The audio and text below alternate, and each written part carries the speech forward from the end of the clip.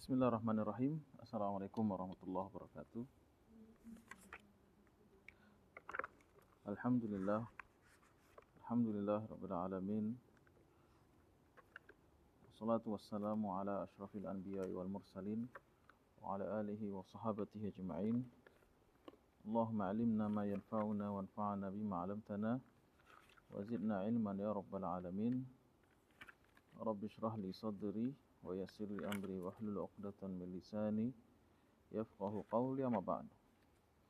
Pembahasan kita sore ini insyaallah mengenai zikir yang dianjurkan selesai atau selepas salat.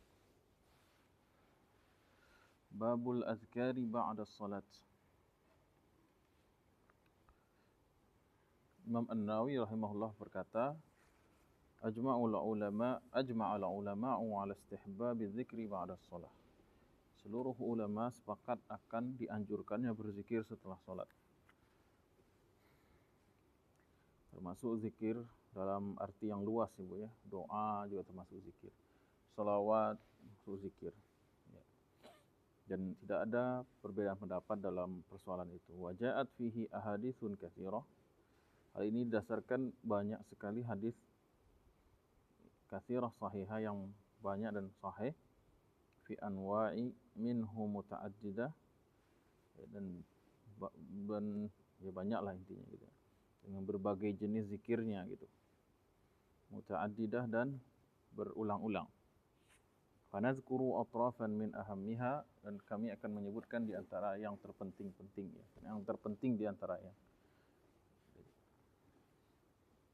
Dan zikir Rasulullah SAW dalam sholat ini jenisnya banyak, jenis zikirnya banyak, perawinya berbeda-beda, dan tidak ada urutan yang pasti gitu. Beda dengan urutan Al-Quran, surat Al-Baqarah, surat Al-Fatihah, Al-Baqarah, Al-Imran, Nisa berurutan, atau urutan gerakan sholat, takbir, qiyam, ruku, sujud, gitu kan. Urutan wudu ada dasarnya gitu kan. Urutan manasik haji atau umroh ada urutannya. Tapi kalau zikir setelah sholat itu hadisnya sangat banyak dan tidak ada urutan pastinya. Harus ini dulu, begitu ini harus ini dulu. Tidak ada kalimat harus di situ. Boleh aja seorang zikir selepas sholat dengan apapun yang dia ingin baca. Seperti di sholat dibaca langsung dia baca istighfar, atau dia baca dulu ayat kursi, atau dia baca dulu Allahumma antas salam, atau dia baca dulu subhanallah, atau dia terlupa diganti lagi yang lain gitu kan. Nah, dia baca yang dulu, tidak ada aturan baku. Ya. Kalaupun ada urutan, misalnya ada buku kecil itu ya, buku zikir itu ada urutan-urutannya, itu hanya sekedar ijtihad atau istilahnya ya usaha ulama itu ingin mengetahui atau membuat ini rasanya bagus urutannya begini gitu. Nah, dan buku zikir itu banyak sekali. Buku zikir itu dari dulu sampai sekarang banyak ulama menyusun. Dari ulama salaf, ulama khalaf, sampai ulama muasirin, kontemporer. Itu buku zikir itu banyak. Dan saya dapati urutannya beda-beda tuh. Gak ada yang sama. Tapi ada beberapa hal yang mirip gitu. Misalnya istighfar tuh di awal gitu. Ya, subhanallah atas salam tuh di awal-awal biasanya gitu kan. Zikir tuh misalnya di tengah-tengah, nanti ada zikir yang lain itu. Jadi intinya kalau zikir lupa, misalnya lupa nih baca ini gitu kan, tidak ada masalah. Dia urutan zikir selepas sholat itu tidak sama dengan urutan sholat atau urutan ibadah-ibadah yang kita sebutkan tadi itu. Jadi jangan merasa bersalah kalau terbolak-balik, ada persoalan. Baik. Mana saja boleh ya. Dan hadisnya sangat banyak. Sahabat yang meriwayatkan juga banyak, rawinya berbeda-beda, tentu sesuai dengan ketika mereka melihat Nabi. Nah, ada Nabi zikir dilihat oleh Abu Hurairah, maka Abu Hurairah meriwayatkan. Zikir diriwayatkan oleh Thauban, maka Thauban meriwayatkan. Zikir diriwayatkan oleh Aisyah, Aisyah meriwayatkan. Bukan berarti Nabi itu zikirnya tukar-tukar setiap hari, tidak, sesuai dengan perawinya yang melihat kondisi. Karena sahabat itu sifat mereka melihat lalu mengkopi, menyampaikan, itu aja. Baik, hadis yang pertama diriwayatkan dari Abi Umamah radhiyallahu anhu dalam Sunan At-Tirmizi, qala qila li Rasulullah sallallahu alaihi wasallam ayu du'a ya asma'. "Ya Rasulullah, doa apa yang paling mustajabah, yang paling didengar oleh Allah Subhanahu wa taala?" Qala jawful laili al-akhiri, ya sepertiga malam terakhir atau tengah malam terakhir. Wa duburu salawatil maktubat, yang kedua adalah selepas solat fardu. Qala Tirmizi, hadis hasan. Jadi seorang sahabat bertanya, "Ya Rasulullah, kapan doa itu paling didengar oleh Allah Subhanahu wa taala?" Tentu Allah Maha mendengar, tapi sahabat ingin tahu bahwasanya ada waktu-waktu yang lebih utama dibandingkan waktu yang lain, tempat-tempat yang lebih utama dari yang lain, zikir-zikir yang lebih utama dari zikir yang lain, pribadi-pribadi pun ada yang lebih utama dari yang lain dalam ilmu Allah, kan begitu. Jadi dalam Islam semua baik, semua amalan baik, semua waktu baik untuk berdoa, tapi ada waktu-waktu tertentu yang lebih diistimewakan dalam Islam. Ya. Kapan doa yang paling didengar ya Rasulullah? Maka Nabi memberikan dua keterangan waktu, ya. Yang pertama adalah jauful lail. Jauf artinya pertengahan, al-lail malam, al-akhir yang terakhir. Artinya malam itu kita bagi dua, kemudian kita condongkan atau pilih malam yang paling dekat dengan subuh. Berarti itu dia waktunya. Jauful lail maknanya tengah malam, tapi ada jauful lail al-awwal, ada jauful lail al-akhir. Ya, kalau kita bagi misalnya dari malam itu anggap dari jam 6:30 aja lah, atau 6:30 maghrib ya. 6:30 sampai jam 5 subuh kan? Jam 5. Berarti kan kira-kira berapa jam itu? Ada 11 jam setengah ya. 11 jam lah ya, 11 jam setengah gitu. Yang bagi dua berarti 5,5 jam ya. 5,5 jam berarti jam berapa itu? Jam 12 ke bawah berarti ya. Jam 12 ke bawah itulah waktu yang dimaksud oleh hadisnya. Itulah waktu yang mustajabah. Baik. Namun kalau semakin dekat lagi ke subuh, sepertiga terakhir lebih afdal lagi. Baik.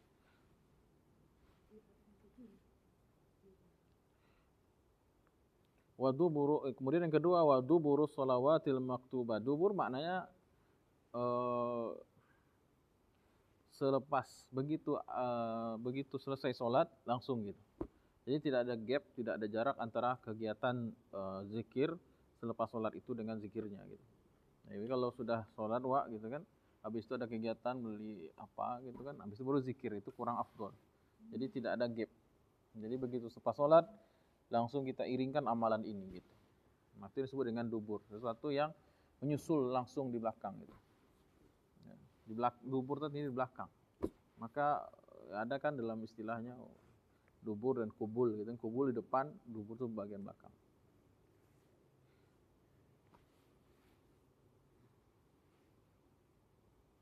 Makanya sangat mengherankan kalau ada orang yang berpendapat bahwasanya tidak boleh doa selepas sholat itu terus menerus katanya. Nah, ada yang berpendapat demikian.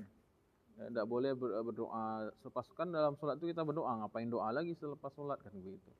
Nah, ini pendapat yang sungguh aneh gitu ya. Dilarangnya orang berdoa selepas sholat, padahal jelas hadisnya kapan doa itu yang paling bagus. Ya, doa yang paling bagus ialah di banyak tempat sebenarnya. Di antaranya ialah di pertengahan malam akhir. Ya, kalau bisa diisi dulu dengan sholat tahajud, kemudian zikir doa, kemudian selepas sholat yang fardu 5. Baik.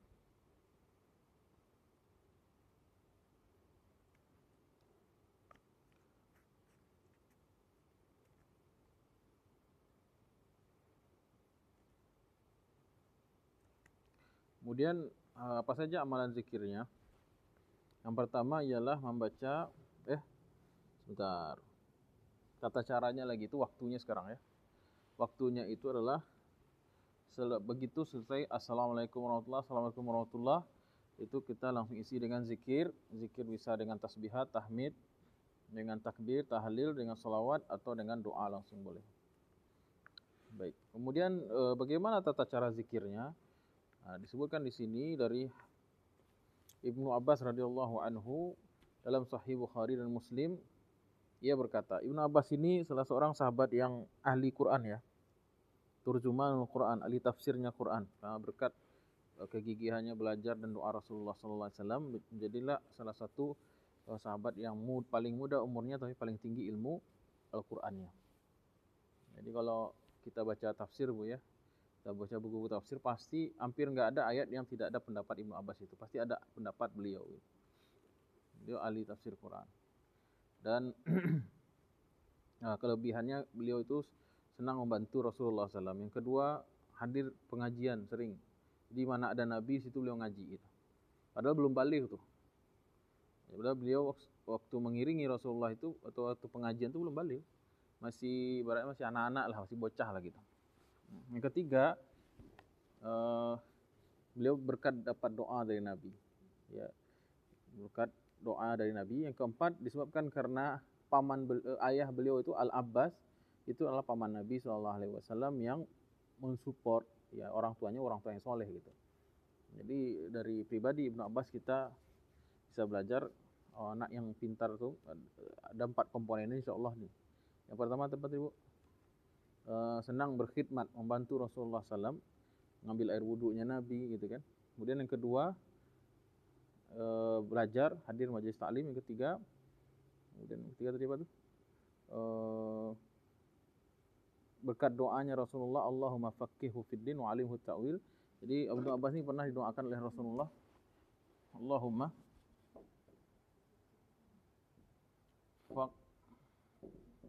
faqihhu fiddin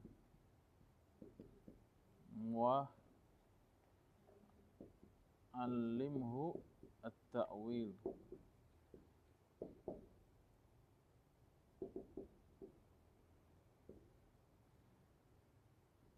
Allahumma ya Allah faqihhu fiddini wa alimhu ta'wila.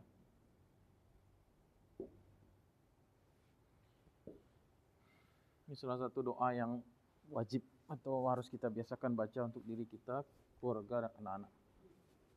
Allahumma faqihna fiddin wa alimna ta'wil. Ta'wil maksudnya adalah tafsir Quran. Ya, jadi kemudian yang keempat disupport oleh ayahnya. Ayahnya juga orang soleh, paman Nabi SAW, itu Al-Abbas. Kakak dari Abdullah, adik dari Abu Lahab kalau tidak salah. Baik, Ibnu Abbas meriwayatkan, kuntu a'rafu inqida'a salati Rasulillahi bil takbir. Saya mengetahui salat berjamaah di zaman Nabi itu selesai dengan terdengar suara takbir. Jadi Abdullah bin Abbas ini kan belum balik, jadi dia sholat di rumah. Atau dia tidak ke masjid berjamaah gitu kan. Belum balik gitu kan. Di rumah, dan rumah Ibnu Abbas ini dekat dengan Masjid Nabawi. Dan Ibnu Abbas itu tahu katanya, kuntu a'raf. Saya tahu ini qida'a salati Rasulillah, berakhirnya salat Rasulullah itu dengan suara takbir. Dengan suara takbir. Maksudnya gemuruh suara takbir dari dalam masjid.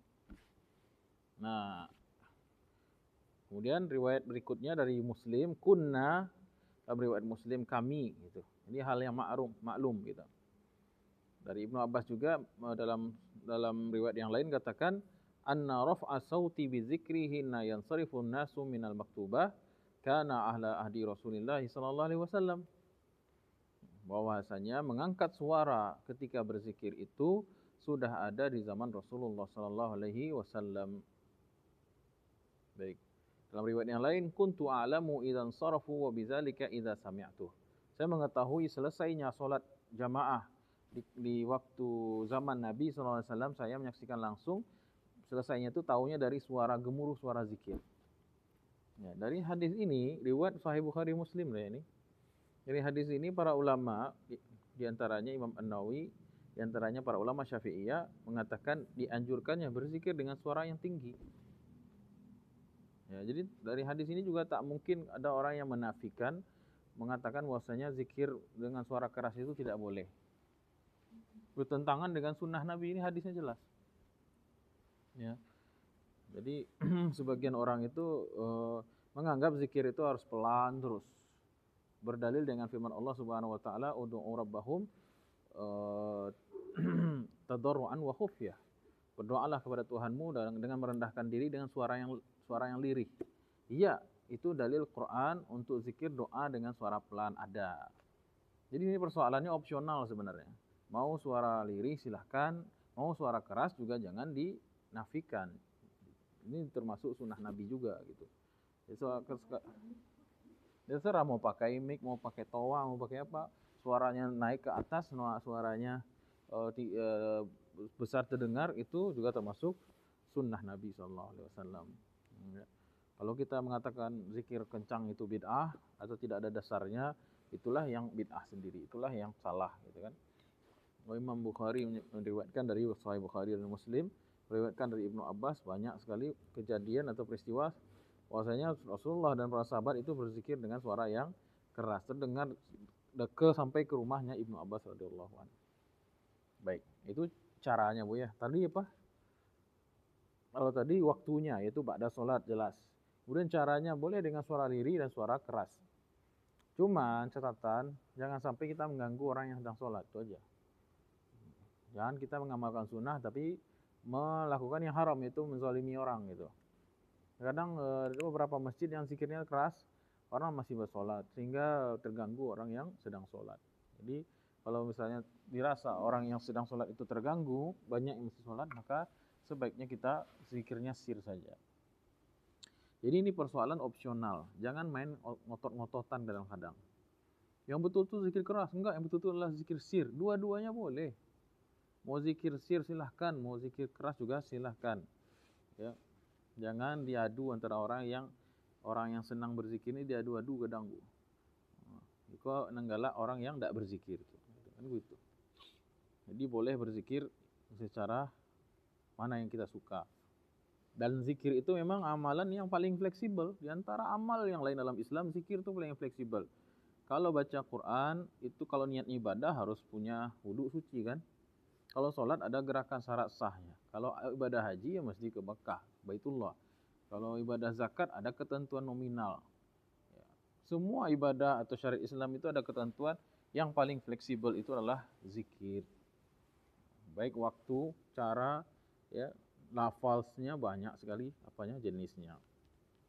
Baik.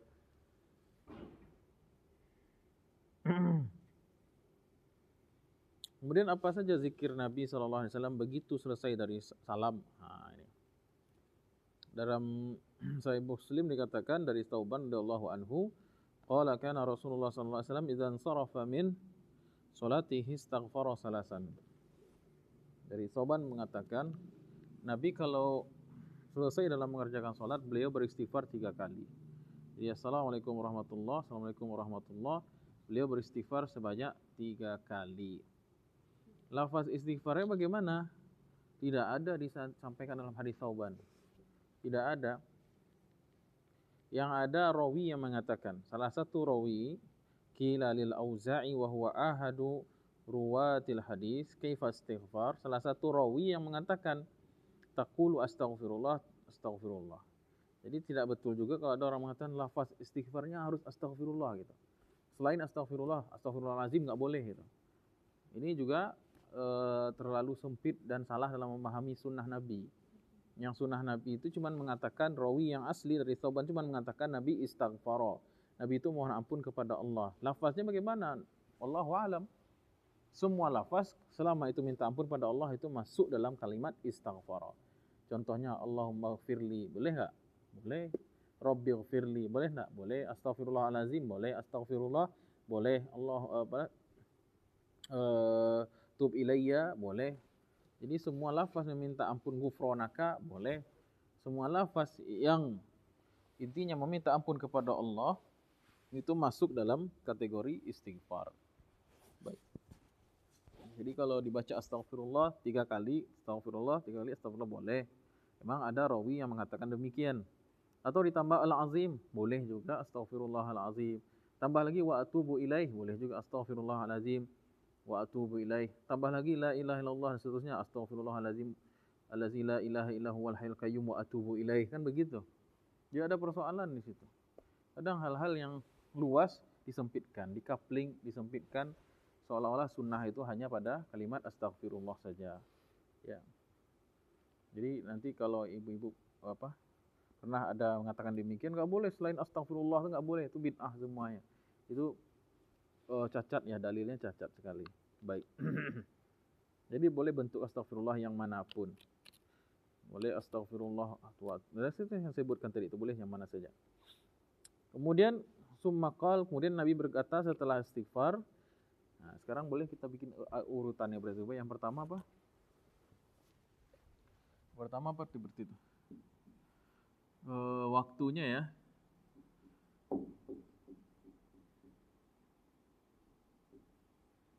Salawat dubura salawati al-khamsah.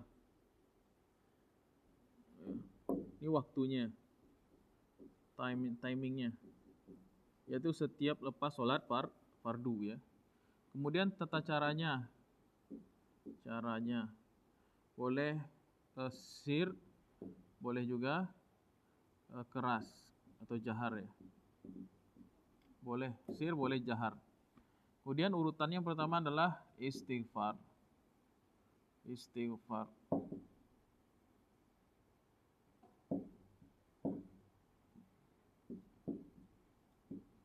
Jadi zikir yang pertama istighfar. Lafaznya boleh astaghfirullah. Boleh tambahkan yang lain-lain boleh, tidak ada masalah. Astaghfirullah. Tambah al-azim misalnya. Tambah lagi wa atubu ilaih. Boleh. Kemudian la ilaha illa anta wa atubu ilaih boleh. Tidak ada persoalan di situ. Boleh aja. Ya, tapi kalau ikut rawi dari riwayat Imam Al-Auza'i pakai astaghfirullah saja.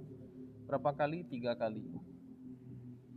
Yang kedua, doa Allahumma antas salam.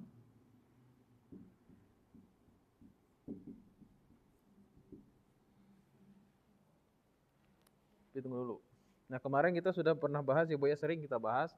Kalau kita membaca astaghfirullah, jangan lupa khusyuknya, muatannya, kan begitu. Kemarin apa makna astaghfirullah, Buya? Ada makna mengaku ya. Mengaku dosa banyak, mengaku. Yang kedua, minta kepada Allah penutupan aib dosa. Kemudian karena makna apa? Makna ghufran kemarin apa? Penutupan, pemulihan. Satu lagi,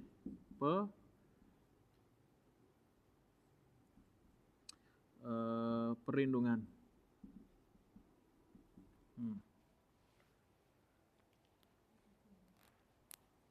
Mengaku ya.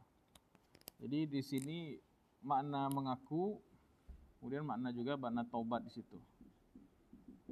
Makna taubat itu ada 3 kan? Yang pertama, menyesali, melepaskan, kemudian komitmen. Nah, sering saya bahas itu. Ngantuk, Bu. Baik, jadi dalam istighfar itu ada 2 ya, 2 arah kan. Kita sebagai yang minta ampun, kemudian yang dimintai ampuni adalah Allah Subhanahu wa taala. Dan kita lagi bawa dosa nih. Dosa ini mau dikemanain nih? Tidak ada yang bisa mengampuni dosa kecuali Allah. Wala yaghfiru dzunuba illallah, begitu. Nah, ketika kita bilang astagfirullah itu ada pengakuan dulu. I'tiraf. Yang kedua, ketika kita istighfar ada 3 makna istighfar. Yang pertama apa? Penutupan. Itu maksudnya menutupi aib. Jangan dibongkar. Yang kedua, pemulihan. Karena setiap dosa ada akibat. Kita minta pemulihan dari Allah. Kemudian istighfar juga bermakna perlindungan. Yaitu lindungi kita dari akibat dari dosa itu di dunia wal akhirat. Baik. Kemudian istighfar juga ada makna tobat. Sedangkan tobat itu ada 3 rukunnya. Yang pertama adalah adanya penyesalan. Jadi nggak mungkin orang baca istighfar sambil ketawa, itu nggak mungkin. Dia menyesal. Yang kedua, melepaskan, maksudnya dia berhenti mengerjakan itu. Kemudian yang ketiga, komitmen untuk tidak mengulanginya. Itulah makna istighfar. Namun kalau dikaitkan dengan ibadah sholat, maka ada tambahan makna istighfar itu apa? Kesadaran bahwa sholat kita yang baru dikerjakan itu ya banyak kekurangannya. Ya, istighfar kita. Mungkin ada riyaknya di situ, ya nggak tahu kan. Ya, sholat depan pimpinan, sholat depan kok dia jadi lebih khusyuk begini nih gitu kan. Dikusyuk-kusyukkan gitu. Atau ada secara teknis hukum fikihnya pasti ada yang kelewat, ada yang salah, ada yang kurang. Ya. Sehingga apa? Kalau kita tahu dengan istighfar selepas sholat itu kita baca, maka ibadah tidak membuat sombong seorang. Ya, kadang-kadang ada orang yang rajin ibadah, tapi dia merasa habis itu dia menjadi sombong. Ada itu khawarij. Menganggap misalnya wah si ahli ibadah nih, rasanya udah tiket surga udah di tangan, rasa-rasanya gitu, rasa-rasanya gitu. Terus akhirnya merendahkan orang lain dan membuatkan ibadah dia itu menjadi sumber kesombongan. Ya. Sebagian ulama menjadikan ibadah itu salah satu sebab kesombongan. Berarti dia tidak paham esensi ibadah, maksudnya dia diberikan taufik oleh Allah dan dia pasti banyak. Guru saya sering bilang itu, orang yang sholat tuh dosanya banyak, tapi kecil-kecil gitu, kecil-kecil sekali. Bisa terhapus dengan istighfar 3 kali. Tapi kalau orang yang nggak sholat dosanya 1, tapi besar banget.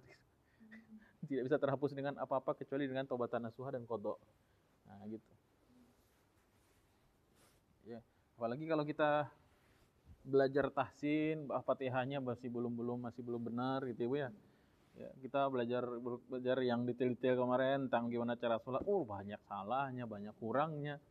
Itu istighfarnya mungkin lebih harus lagi itu dibandingkan yang lain gitu.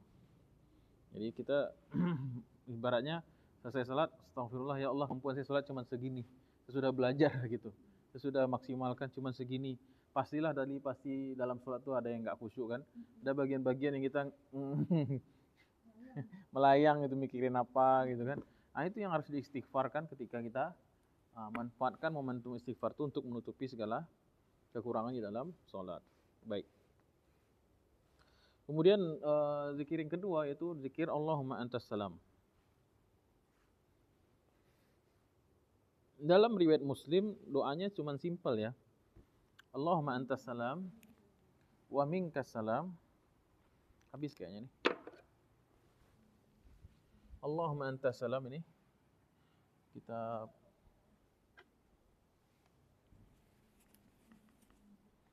zikir yang kedua itu Allahumma antas salam. Allahumma anta assalam wa minka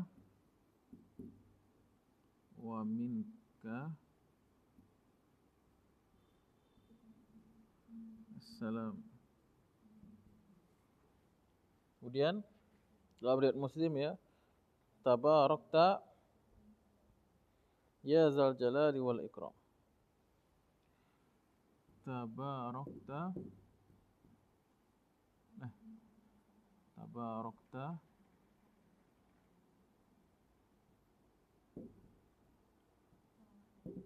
ya zal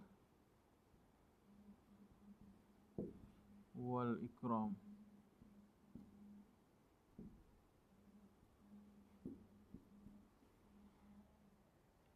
Baik. Wah, bagus nih mintanya. Si baru ya, Bu ya. Baik, Allahumma maknanya jelas ya, kemarin sudah kita bahas, yaitu ya Allah. Artinya kita menyeru Allah karena hajat, butuh kita kepada Allah. Ya Allah, anta assalam. Ya. Ini ikrar bahwasanya Allah lah assalam. Allah punya nama, anta itu engkau ya Allah ya. Dan sekali lagi makna kata anta dalam bahasa Arab itu bukan gak sopan ya. Kamu itu bukan gak sopan, justru itu menunjukkan kedekatan. Kalau kita bilang ke ustadz sekarang anta ya ustadz agak kurang sopan, tapi kalau antum biasanya itu. Nah, itu kan bahasa Arab sudah terkontaminasi dengan budaya sebenarnya. Jadi kalau anta itu sebenarnya justru menunjukkan makna yang lebih intimate, lebih intim, lebih dekat gitu ya. Anta ana wa anta itu. Assalam itu keselamatan. Assalam artinya keselamatan. Ya, engkaulah pemilik keselamatan maksudnya. Anta Rabbus Salam. Anta Rabbus Salam. Tidak ada keselamatan kecuali keselamatan Allah Subhanahu wa taala. Ya. Jadi assalam maknanya tidak ada sesuatu mudarat. Jadi assalam itu juga bermakna tidak ada sesuatu yang ada mudarat atau berbahayanya. Jadi sumber keselamatan hanyalah Allah, tidak ada mudarat yang di dalamnya. Baik. Wa minkas salam. Jadi wa minkas salam. Jadi anta as-salam ini maksudnya anta rabbus salam. Engkaulah pemilik, anta rabbus salam. Ya, sama dengan kita bilang Allah nur dalam Quran kan surat Nur. Allah nurus samawati wal ard. Dalam surat An-Nur ya. Allah mengatakan Allah nurus samawati wal ard. Allah itu cahaya langit dan bumi. Maksudnya Allahu Rabbu. Allah pemilik Allah lah pemilik cahaya langit dan bumi, itu maksudnya. Itu juga di sini Allahumma antas salam, Allahumma rabbus salam. Ya, salam, ya, damai, ya, keselamatan. Tidak ada mudarat di situ. Jadi kita menyebut nama Allah, bertabaruk dengan nama Allah. Tabaruk itu maksudnya mengambil berkah dari nama As-Salam. Salam salah satu nama apa? Salah satu nama Asmaul Husna ya Bu ya. Kemudian wa minkas salam. Wa minka, dan daripada engkaulah satu-satunya keselamatan, assalamu. Nah, di sini baru makna asli salam. Tidak ada takwil atau tidak ada penambahan Rabbu di sini. Nah, jadi Allah Rabbu yang milik salam. Kalau kita tahu bahwasanya Allah lah pemilik keselamatan, kedamaian dan tidak ada mudarat, itu milik Allah, maka kita minta kepada pemiliknya. Karena kaidahnya kan enggak mungkin kita minta kepada seseorang yang tidak punya. Ya. Kita hanya minta kepada yang punya kedamaian, keselamatan hanyalah Allah. Ya gitu kan. Baik. Kemudian tabarakta. Dari kata tabaraka.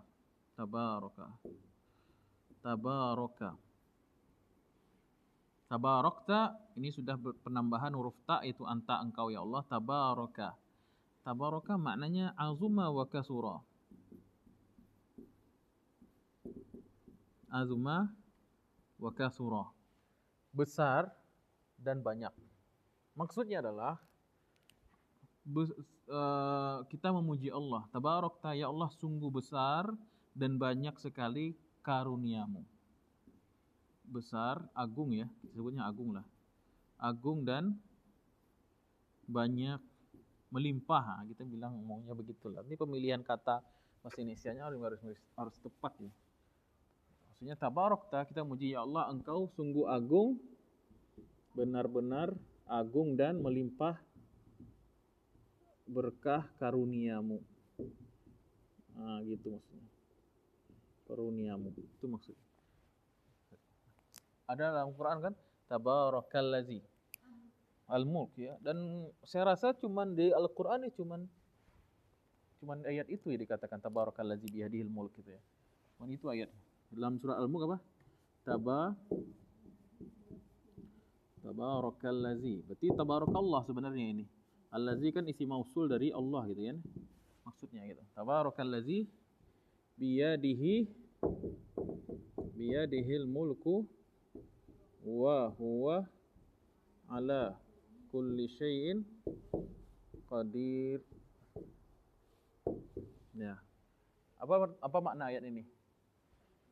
Azuma wa kathura, benar-benar agung dan melimpah karunia yang benar-benar melimpah, agung, luar biasa, berkah. Siapa? Karunia yang siapa? Yang di tangannya ada kerajaan mutlak. Itu Allah Subhanahu wa taala, dan dia berkuasa atas segala sesuatu. Itu makna tabaraka. Sekali lagi Bu ya. Jadi tabaraka apabila langsung kita bilang kepada engkaunya berarti tabarakta. Jadi begini dia, tabarakta. Tabarakta ya zal jalal, yang memiliki jalal, kemuliaan, wal ikram, dan jalal li nafsihi. Allah Subhanahu wa taala itu luhur, mulia di nafsihi, itu diri beliau, zat beliau. Zat beliau itu mulia, dan Allah itu juga al-ikram, mulia, maksudnya memberikan. Ikram itu maksudnya memberikan kemuliaan. Ikram itu adalah kemuliaan. Kemuliaan yang diberikan kepada makhluk. Diberikan kepada makhluk, diberikan kepada makhluk. Makhluk ya.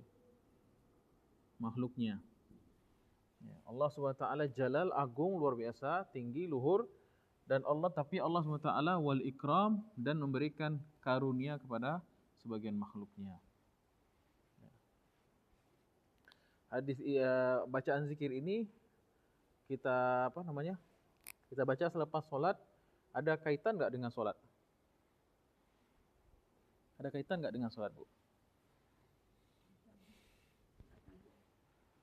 Kaitannya. Kita mau selesai sholat baca apa, Bu? Assalamualaikum warahmatullahi. Kemudian assalamualaikum warahmatullahi, dianjurkan juga ke kiri gitu kan, menghadap kanan dan kiri gitu. Yaitu menyebarkan salam dari Allah Subhanahu wa taala, menyebarkan salam dan kedamaian maksudnya, tidak memberikan mudarat. Ya, tidak memberikan mudarat. Jadi muslim itu adalah pribadi yang memberikan manfaat dan tidak mau memudaratkan siapapun. Sebagaimana sabda Nabi, la dharar wala dirar. Jangan kamu mengenakan diri mudarat, dan jangan juga memberikan mudarat kepada orang lain. Jangan melukai diri sendiri, memudaratkan diri sendiri, dan juga jangan melukai atau memudaratkan orang lain. Baik. Kemudian tabarakta Allahumma antas salam wa minkas salam, tabarakta ya zal jalali wal ikram. Sebagian ada yang menambahkan dengan penambahan yang variatif sekali ya. Ada yang menambahkan begini. Dalam buku-buku fikih itu ada yang menambahkan. Saya sampai sekarang belum tahu apakah itu berdasarkan hadis lagi, yang lain lagi, wallahu a'lam, mungkin dari hadis lain gitu. Sebagaimana yang mengatakan Allahumma antas salam, Allahumma antas salam wa minkas salam wa ilaika ya'udu salam wa ilaika ya'udu salam. Apa lagi? Allahumma antas salam wa minkas salam wa ilaika ya'udu salam fahayyina rabbana bisalam, fahayyina rabbana bisalam wa adkhilna al-jannata daras salam wa adkhilna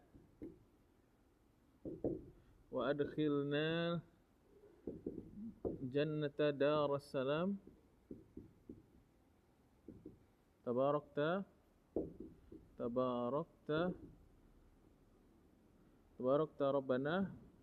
rabbana wa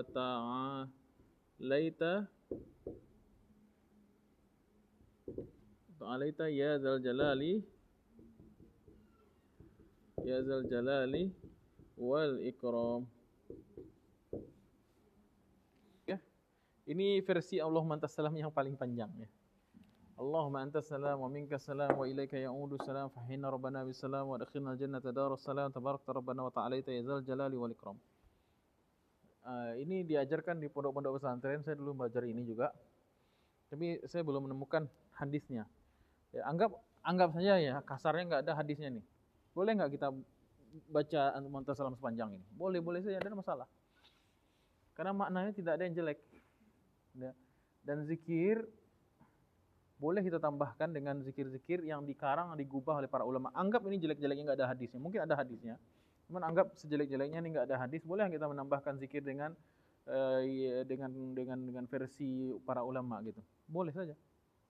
Jangankan zikir di luar sholat. Ini kan zikir luar sholat ya, Bu ya. Zikir dalam sholat saja, Imam kemarin pernah kita bahas kan, Imam Ibnu Hajar al-Asqalani dalam menafsirkan hadis, ada sahabat yang mengatakan Rabbana lakal hamdu hamdan katsiran thayyiban mubarakan fihi. Apa kata sahabat itu? Rabbana lakal hamdu hamdan katsiran thayyiban mubarakan fihi. Padahal tidak pernah diajarkan Nabi. Kemudian selepas sholat kan Nabi bertanya gitu kan, siapa yang tadi baca hamdan katsiran thayyiban mubarakan fihi?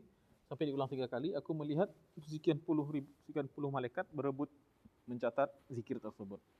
Di situ ulama menyebutkan bolehnya kita menambahkan zikir yang tidak diajarkan oleh Nabi SAW selama memang memenuhi syarat ya, bukan sembarangan juga nambah gitu. Ya, para ulama yang mengerti bahasa Arab gitu ya. Ya. Tapi untuk orang awam semacam kita ikuti aja apa yang disebut oleh Nabi SAW tanpa kita ekstremis ya. Tanpa kita ekstremis mudah membid'ahkan atau menyalah-nyalahkan orang lain. Baik, itu dalam sholat, apalagi di luar sholat. Jadi kalau mau versi yang ringkas ya gampang. Allahumma anta salam wa minka salam tabarakta ya zal jalali wal ikram. Ya ini sekali lagi memanggil Allah ya. Berarti dalam Allahumma anta salam ada 2 memanggil ya. Allahumma dan ya. Ya zal jalali wal ikram. Baik. Boleh juga versi ini, Allahumma anta salam wa minka salam wa ilaika, dan kepada engkau lah ya'udu kembali salam, wa hayyina, dan berikanlah kami kehidupan, atau berikanlah kami wa hayyina, hidupilah Rabbana bisalam, kami dalam keadaan selamat, wa adkhilna, dan masukkanlah kami al-jannata, ke dalam surga, yang mana surga itu adalah Darussalam. Darussalam itu Aceh Darussalam Ibu ya. Maksudnya negeri yang aman, maksudnya surga di sini. Jadi Nangro Aceh Darussalam itu dari kata ini, Darussalam artinya surga. Ya. Tabarakta sama kayak tadi itu. Rabbana wa ta'alaita, ya ini tambahannya Rabbana wa ta'alaita, ta'alaita maksudnya Allah Maha Luhur. Ya zal jalali wal ikram. Baik. Itu zikir yang kedua. Jadi boleh yang mana saja. Mau yang simple boleh, yang mau lebih panjang juga silahkan. Tidak usah dipersoalkan. Minum dulu ya Bu ya.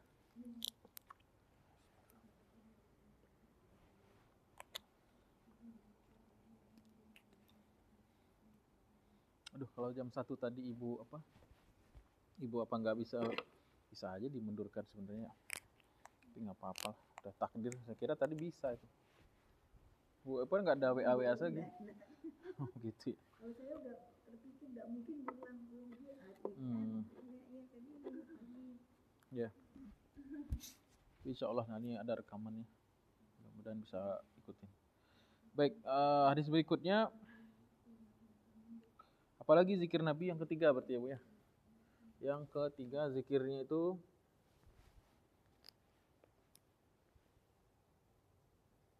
riwayat dari Sahih Bukhari Muslim dari Mughirah bin Syu'bah radhiyallahu anhu, sahabat ya. Anna Rasulullah SAW kana idza faragha minas salati wa sallama, ketika Nabi selesai salat dan telah salam baca assalamualaikum, qala, Nabi berkata, la ilaha illallah wahdahu la syarikalah.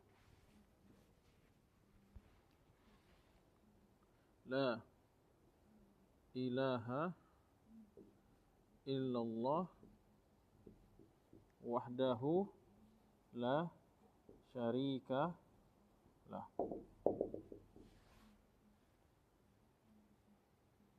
Walahul hamdu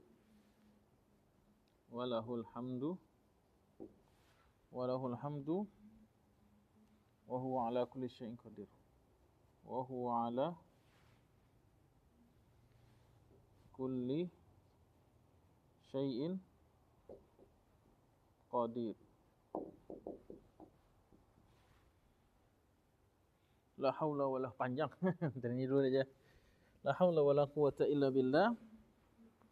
La na'budu illa iyyahu wa lahun ni'matu wal fadlu wa lahus sana'ul hasan wa la ilaha illallah mukhlishina lahuddin walau karihal kafirun. Itu di antaranya lengkapnya Bu ya, tapi kebanyakan kaum muslimin hanya membaca ini. Kalau versi lengkapnya itu. Yang pertama kalimat tauhid, la ilaha illallah, tidak ilah selain Allah yang berhak disembah, ya. Wahdahu la syarikalah, wahdahu yaitu hanya dia sendiri.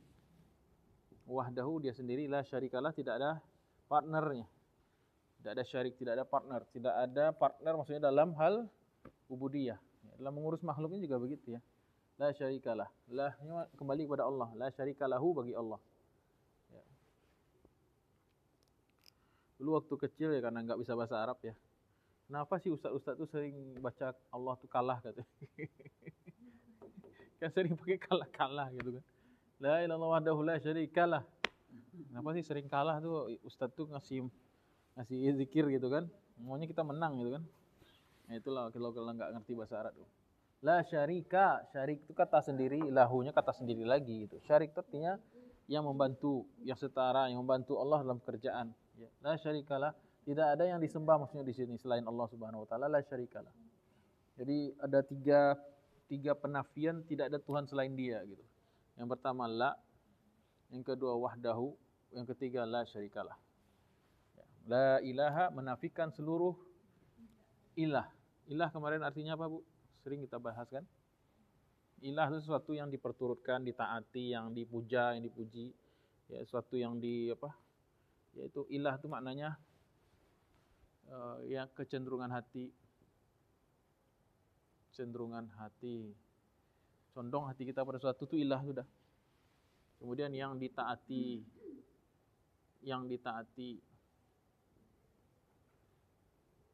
Ya. Afara'aital ladzi man ittaba'a hawahu ilaha. Apakah engkau tidak memperhatikan orang yang menjadikan hawa nafsunya sebagai ilah, maksudnya mengikutinya. Nah, jadi ilah itu maksud juga ilah maknanya juga al-ma'bud, yang disembah, yang dipuja, puji atau yang disembah. Al-ma'bud, al-ilah, al-mahbud, apa istilahnya al-ma'luf istilahnya. Al-ilah maksudnya al-ma'luf. Ma'luf itu artinya yang diilahkan, yang pertuhankan. Nah, Allah SWT Maha cemburu ya. Allah SWT tak ingin dalam hati kita itu ada kecenderungan hati melebihi kepada Allah. Dan Allah tidak ingin ada yang ditaati selain Allah. Tidak ada yang disembah, dipuja kecuali Allah Subhanahu wa taala. Itu la ilaha illallah. Jadi la ilaha nafi isbatnya illallah. Ibaratnya ini kalimat terdiri atas dua rukun, nafi dan isbat. Pernah kita bahas juga masalah ini. Artinya tidak ada peluang satupun kesempatan akan munculnya makna-makna ilah yang lain. Ya.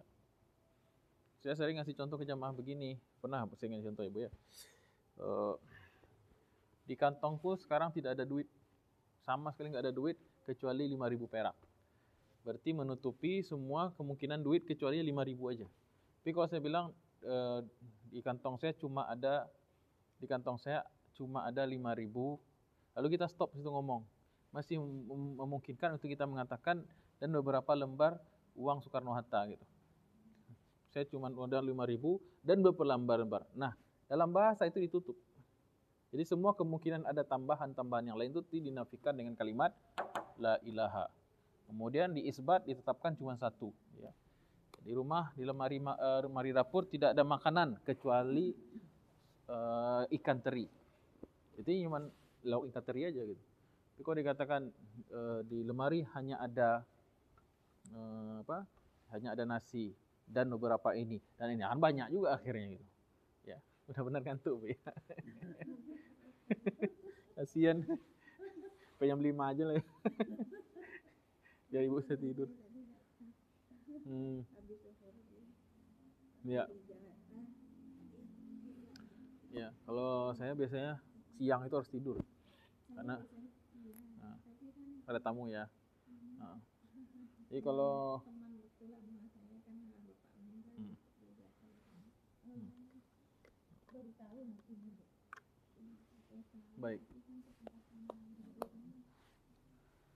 Baik. Ya, sedikit ya Bu ya. Wahdahu ya sendiri, dia sendiri gitu. Ya wahdahu dia sendiri. Ya kurang lengkap apa nih kalimat tauhidnya gitu. La syarika, tidak ada partner atau tidak ada rekanan beliau dalam penyembahan. Ya, karena orang-orang kafir, musyrik Arab jahiliyah dulu, mereka bukan nggak menyembah Allah. Mereka menyembah Allah, tetapi katanya Allah tuh butuh syarik. Allah tuh butuh yang namanya istilahnya ini Allah ini bos besarnya gitu. Allah tuh kita tuh nggak bisa langsung nyembah Allah katanya. Ibaratnya nih Allah sendiri nih gitu. Kita tuh nggak bisa langsung nyembah Allah, nggak sopan katanya. Kita tuh harus datang ke Tuhan-Tuhan yang kecil dulu gitu. Logikanya begitu. Logika orang kafir tuh kita nggak bisa langsung minta kepada Allah. Kita tuh nggak sopan katanya. Kita harus minta kepada Tuhan ini, Tuhan ini, Tuhan ini, Tuhan ini, Tuhan ini gitu. Nah, jadi kalau Allah sendiri kita tahu Allah itu pencipta, tapi Allah kan banyak gitu. Selain dia banyak, nah itu yang disebut dengan syarik. Jadi ini membatalkan semua akidah yang mengatakan, jadi kalau kita ngomong Allah, orang kafir itu tahu Allah. Orang Yahudi juga tahu dengan nama Allah. Orang Nasrani juga kenal dengan nama Allah, itu kenal. Tapi kan kalau disebutkan di sini la syarik itu apa istilahnya? Menafikan seluruh bentuk ketuhanan-ketuhanan yang ada ketuhanannya di level Allah, di bawah Allah gitu. Mana ada Tuhan itu berlevel-level. Gitu kan? Jadi menafikan semua Lata, Uzza, Manat, Hubal semua atau anak Tuhan, anaknya Tuhan gitu kan. Pokoknya menafikan segala bentuk uluhiyah yang levelnya kira-kira di bawah Allah gitu. Mereka tuh ingin mengkonsepnya begini. Ada Tuhan utama ini, kemudian ada Tuhan yang membantu tugas Tuhan utama. Makanya ketika Nabi berdakwah di Mekah dulu, Muhammad tuh ekstremis, mau menghilangkan Tuhan yang berhala 300 nih. 300 berhala aja nggak selesai masalah kita, masa dihilangkan jadi satu doang? Susahlah Tuhan yang satu itu katanya.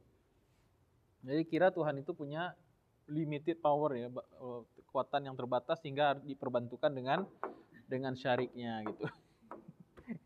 Dengan nggak mungkin Tuhan bisa mengurus semuanya, perlulah ada Tuhan lain yang di bawahnya gitu, derajatnya gitu. Emang dikira presiden apa ya? Perlu menteri ini, perlu itu. Iya. Baik, itu kan ini sekaligus membatalkan akidah yang demikian. Baik. Walahul hamdu. Walahul hamdu, alhamdu sering kita bahasnya di surah Fatihah apa? Alhamdu maknanya al-madhu wa asyukru. Pujian dan juga syukur, terima kasih. Jadi baginya segala bentuk pujian dan rasa syukur yang diungkapkan. Karena sebagian ulama mengatakan alhamdu itu pujian yang terucapkan. Mutlak yang baik terikat dengan suatu yang kita tahu nikmatnya atau yang kita tidak ketahui. Itu disebut dengan pujian mutlak, alhamdu. Ya. Dan Allah SWT alhamdunya mutlak. Mau kita muji dia apa enggak, tetap Allah itu terpuji. Tapi kalau kita kadang memuji orang atau berterima kasih kepada orang, gimana kadar pemberiannya ke kita kan Bu ya? Kalau orangnya biasa aja ya biasa aja terima kasih. Tapi kalau orangnya banyak pemberiannya, terima kasihnya lebih gitu. Dan itu pun karena kita ketahui, tapi pujian kepada Allah itu atas nikmat yang kita ketahui atau tidak. Baik kita memuji atau tidak, Allah tetap terpuji. Itu makna alhamdulillah. Sudah kita bahas panjang lebar kali tingginya kemarin di panjang lebar tingginya di surat Al-Fatihah ya. Kemudian wa huwa ala kulli syai'in qadir. Aslinya ialah wa huwa qadirun ala kulli syai'. Wa huwa qadirun ala kulli syai'. Allah tuh maha mampu. Qadir ini bentuk hiperbol dari qadirun. Kalau qadirun mampu. Tapi qadirun ada makna tambahan, sangat mampu gitu. Kalau pada Tuhan tentu kita katakan fa'il ya. Wazan fa'il ini bisa bermakna fa'ilun tapi maknanya mubalaghah atau hiperbol. Artinya Allah maha mampu ala kulli syai'in. Wa huwa ala kulli syai'in qadir. Dimajukan objeknya untuk menambah kesan apa? Penegasan. Ya. Segala sesuatu nih Allah mampu. Gitu. Jadi kita nggak bilang Allah mampu segala sesuatu. Tidak nampak, maknanya tidak kuat. Tapi kalau disebutkan ala kulli syai'in qadir. Baik. Kemudian lanjutannya apa? La haula wala quwata illa billah. La ilaha wala na'budu illa iyyah. Walahun ni'mah wal fadl walahu tsana'ul hasan. La ilaha illa Allah mukhlishin lahuddin walau karihal kafirun. Itu tambahannya. Nah, ada tambahan dari rawi Ibnu Zubair mengatakan, Abdullah bin Zubair ya. Wa kana Rasulullah yuhallilu bihinna dubura kulli shalah. Nabi bertahlil kepada Allah, berzikir tahlil setelah salat. Dubura, sekali lagi dubura ya. Dubur artinya selepas sholat langsung. Jadi kebiasaan Nabi itu banyak tahlil setelah sholat. Dan itu manfaatnya luar biasa ya Bu. Kalau kita tahlilnya itu dengan serius, dengan khusyuk, selepas sholat, terutama sholat-sholat yang dua, subuh dan asar. Ya, saya rekomendasikan banyak baca tahlil di sholat subuh dan ba'da sholat subuh dan asar. Baik. Abu? Terutama asar hari Jumat. Ya, banyak tahlil di situ. Baca la ilaha illallah diulang sampai merasap betul makna yang tadi itu.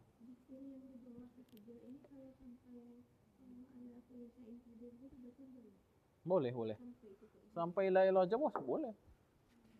Ya, asal enggak sampai sini aja la ilah. Ya, itu enggak boleh. Tapi kalau la ilaha illallah boleh. Ya. Sampai di sini aja boleh. Wahdahu la syarikalah juga boleh. Tambahin lagi walaul hamdu boleh. Wa ala kulli syai'in qadir tambah lagi boleh. Tambah lagi la haula wala quwwata illa billah. Boleh itu tambahkan yang lain tadi boleh. Ya. Yang jelas Nabi itu istighfar, kemudian apa? Baca antas salam, kemudian tahlil. Ini salah satu model tahlil ini, itu maksudnya. Jadi yang ketiga ini adalah tahlil. Nah, kalau di Indonesia kan suka ditambahin an gitu kan, tahlilan. Nah, gitu. Jadi yang kedua tadi apa mana yang kedua? Oh, jadi yang pertama tadi istighfar, yang kedua antas salam, yang ketiga tahlil. Salah satu bentuk tahlilnya ini. Ini tahlil yang mungkin di antara tahlil yang afdal dan yang panjang. Ya.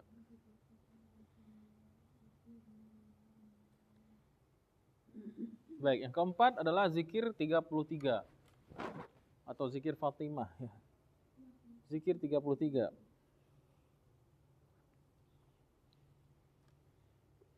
Hal ini berdasarkan hadis riwayat Imam Bukhari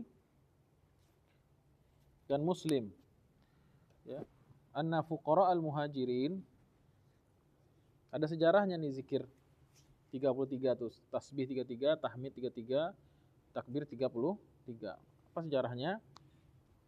Diriwayatkan dalam Sahih Bukhari dan Muslim dari Abu Hurairah radhiyallahu anhu bahwasanya orang-orang miskin dari kalangan muhajirin atau Rasulullah SAW mendatangi, atau yaitu itu maksudnya mendatangi, atau mereka mendatangi Rasulullah SAW. Faqalu, mereka berkata, zahaba ahlu dusuri bid darajatil ula wa naimil muqim. Orang-orang kaya, ahlu dusur itu ahlul amwal, ya. Orang yang banyak kaya telah mendapatkan kedudukan yang tinggi dalam agama dan nikmat yang abadi, itu surga. Ya, ini kelebihan orang kaya, Bu. Kelebihan orang kalau banyak uang lalu dia gunakan uangnya untuk agama, dia mendapatkan darajat, yaitu kedudukan, maqam.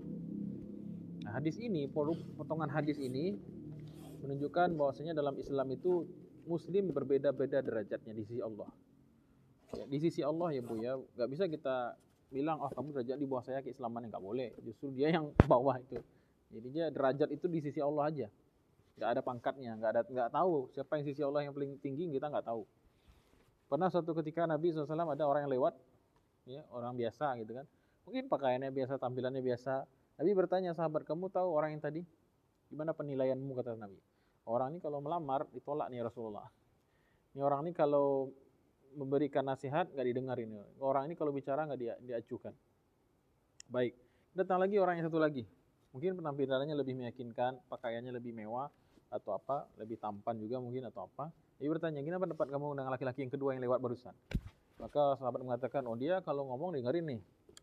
Dia kalau ada masalah pasti selesai nih. Dia kalau melamar pasti diterima nih. Kalau yang tadi apa? Dia kalau ngomong pasti orang nggak ada yang mau dengar. Kalau dia menyelesaikan masalah nggak akan selesai.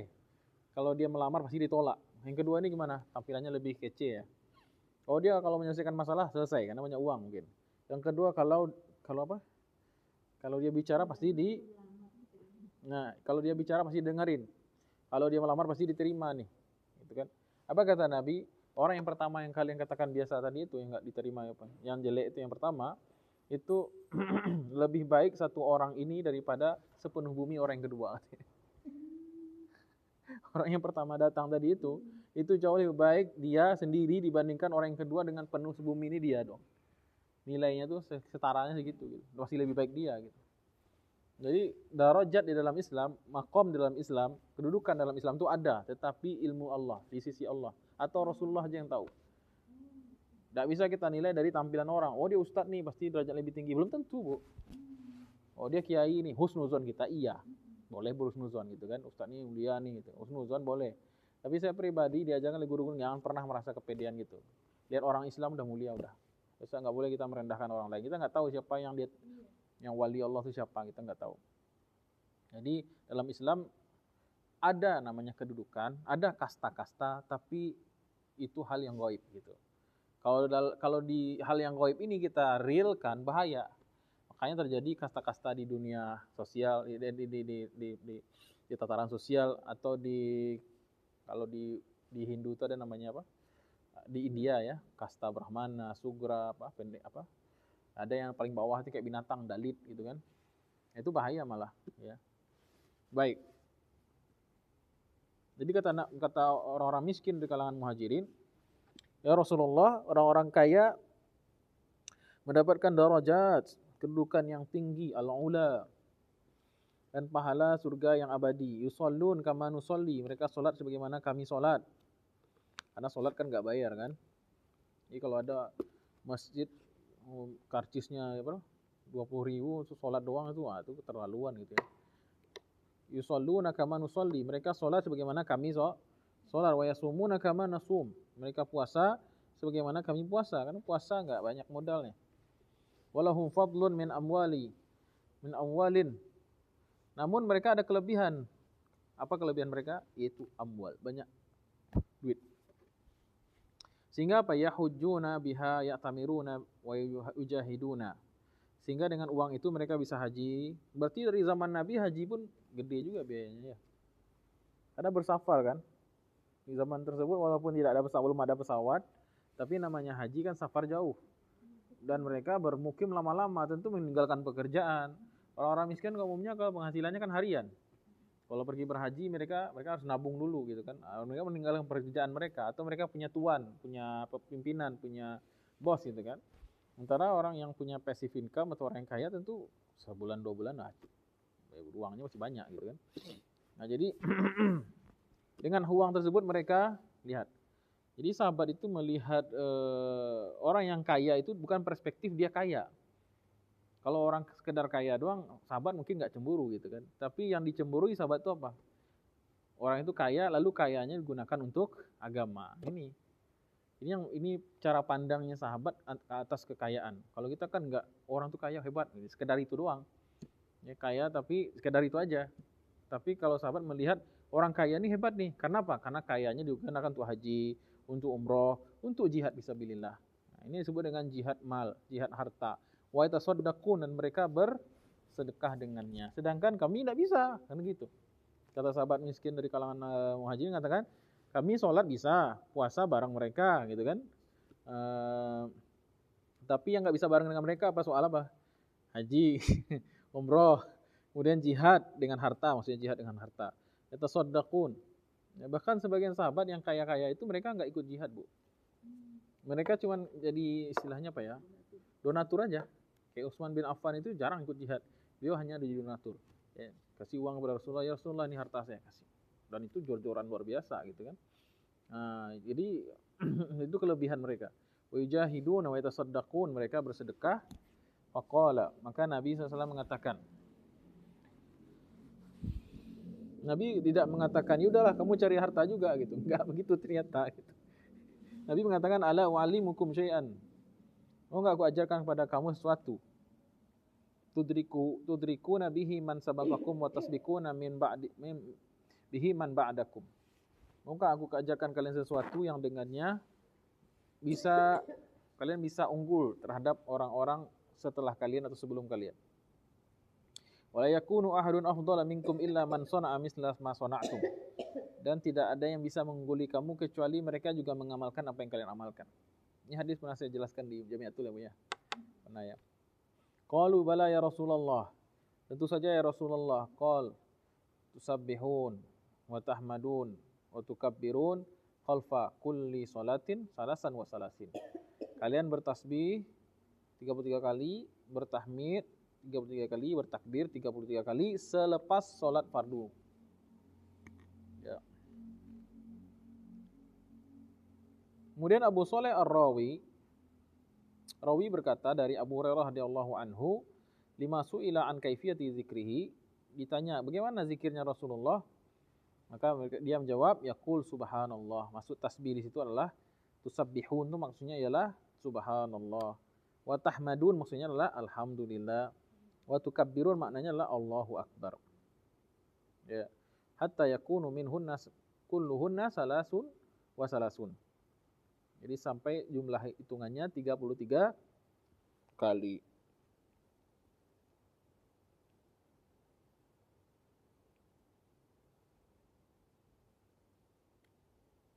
Baik.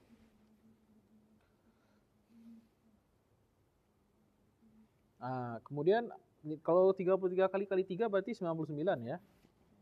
Oh, berarti gimana menggenapkannya? Ada dua cara menggenapkan. Yang pertama, takbirnya dijadikan 34 atau ditambahkan dengan la ilaha illallah wahdahu la syarikalah lahul mulku wa lahul hamdu wa huwa ala kulli syai'in qadir dengan ucapan yang ke-100. Ya, jadi ada dua cara penggenapan. Yang pertama, takbirnya dilebihkan, atau yang lebih afdal lagi menurut saya adalah ditambahkan dengan la ilaha illallahu wahdahu la syarikalah lahul mulku wa lahul hamdu wa huwa ala kulli syai'in qadir. Baik. Fadilahnya apa? Membaca zikir ini yang pertama bisa ya kalau keadaannya memang tidak memiliki harta, belum bisa haji, umroh segala macam, bisa mendapatkan pahala itu semua. Bisa, walaupun tidak setara dengan yang mengamalkan langsung. Yang kedua, kata Nabi SAW, ghufirat khotayahu wa inkanat misla zabadil bahri. Diampuni dosanya meskipun sebanyak buih di lautan. Nah, buih di lautan, sebanyak itu buih di lautan bisa dihapuskan dengan dosa, bisa hapuskan dosa itu dengan zikir 33. Tapi ini maksud dengan dosa di sini adalah dosa kecil, bukan dosa besar. Ya. Jadi orang membunuh kemudian dizikir aja nggak bisa. Ya. Atau dia berzina, zikir aja nggak bisa. Dia harus tobatan nasuha atau proses hukum. Atau dia punya utang nggak bayar, zikir aja lah biar ampuni dosa saya. Nggak bisa, bayar dulu kan gitu. Atau minimal lapor lah gitu ya, jangan lari-larian gitu. Jadi kebanyakan hadis-hadis yang bicara tentang fadilah amal diampuni dosanya yang banyak itu maksudnya dosa-dosa kecil, ya, bukan dosa besar, bukan dosa besar yang 70 itu. Baik, saya kira cukup ya Bu ya. Kasihan Bu Roni ini ngantuk banget.